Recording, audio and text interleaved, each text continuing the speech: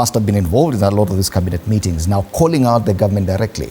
Has it happened before in Kenya? Because even when things were not so good between William Ruto and his boss back then, Uhuru Kenyatta, I do not recall this kind of criticism where you're saying everything is crumbling.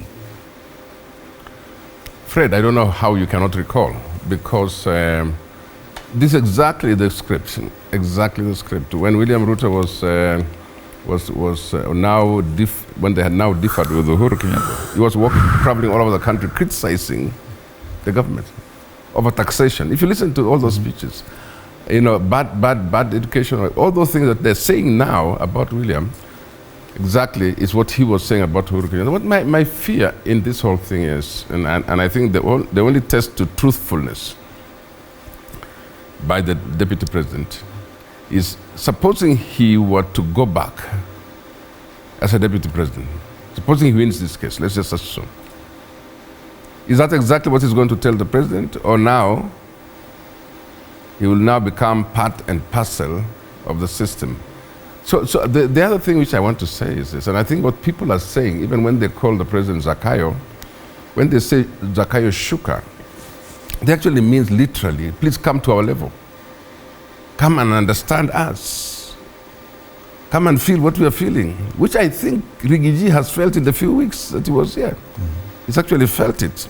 But you see, when you are in the high places, when you are in your office and comfort, you cannot feel the things that you're being told now that it's about. So the way he speaks, and I hope he means that, so that even if he's back as deputy president full time, because he's now deputy president fighting in court, he would stand by these things and tell the president as a principal advisor, this is what's happening in the country, and hopefully see some change.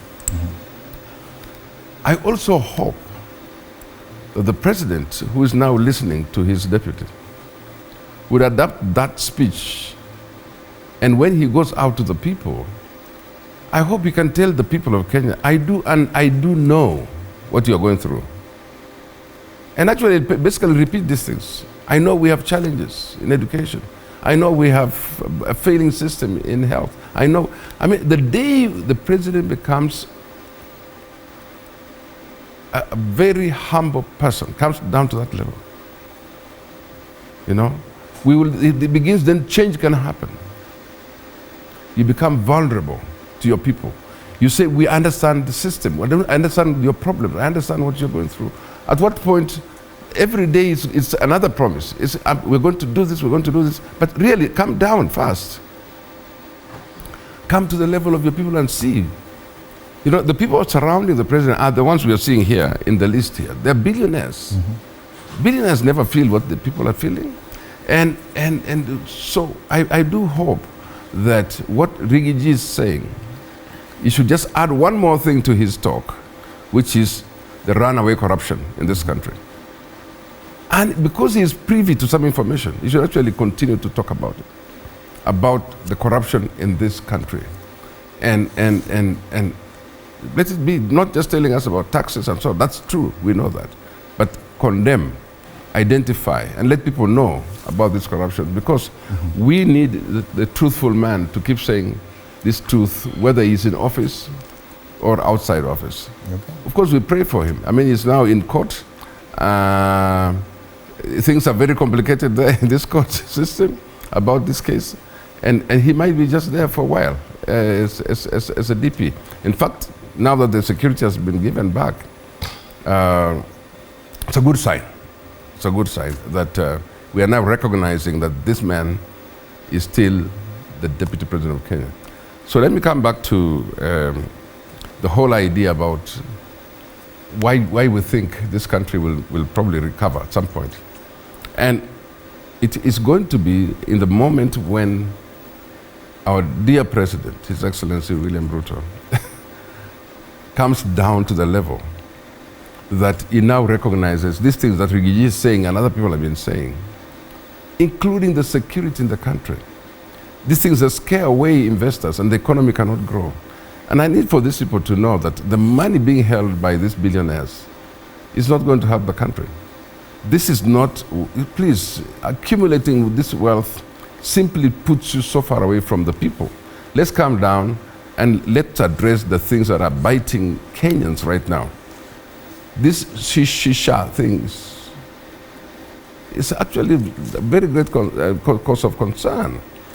This educational thing that even our kids are doing exam now, and we congratulate them, wish them well. But when they finish, there will be no classrooms in January. This taxation thing, which is driving away a lot of business people. If you look, and I've kept saying, if you look at the number of people being auctioned every week in this country, you will then understand the needs. If you look at those of us who are in leadership, who are in leadership, the kind of messages you get from people, you realize people are really very badly off. Can you calm down and listen to your people? Have compassion on them. Show them the character, the true character of a leader. Show them that you care about them. And lift them from where they are. Very soon, there will be no lifting. You can't lift them from when they're so deep. Let's lift them now. And that's just a call to the leadership at this particular time. I'm not thinking it's just the president. It is the members of parliament with their CDF and so on. It is the MCAs with their development fund, whatever they're getting. It's everybody has decided to care about themselves.